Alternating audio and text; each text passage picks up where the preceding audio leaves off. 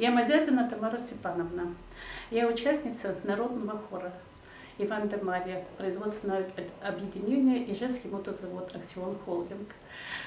С коллективом школы 84 меня связывает давняя тесная дружба, узы, можно сказать.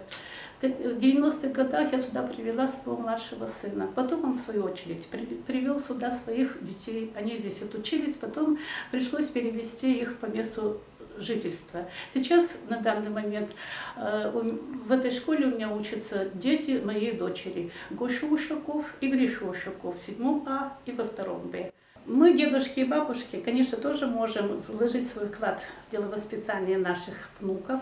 И поэтому, посоветовавшись с Марией Васильевной Михайловой, нашим хормейстером, заслуженным работником культуры Удмуртской республики, и баянистом Алексеем Некрасовым, мы решили предложить школе номер 84 программу своего концерта.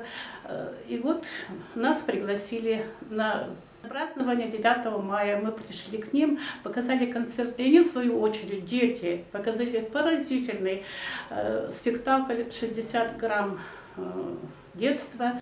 Вот это, наверное, есть преемственность поколений.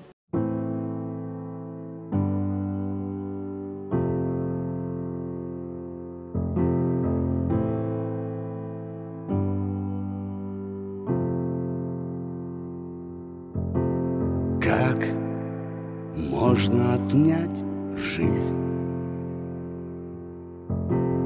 Как можно выключить свет? Как можно отнять мать у ребенка, которому 5 лет? Нет, нет, нет. Нет, нет, нет. Человеку знать не дано, Сколько времени будет он жить? Но дано выбирать одно. Как ему с этим временем быть? Жить. Жить. Жить.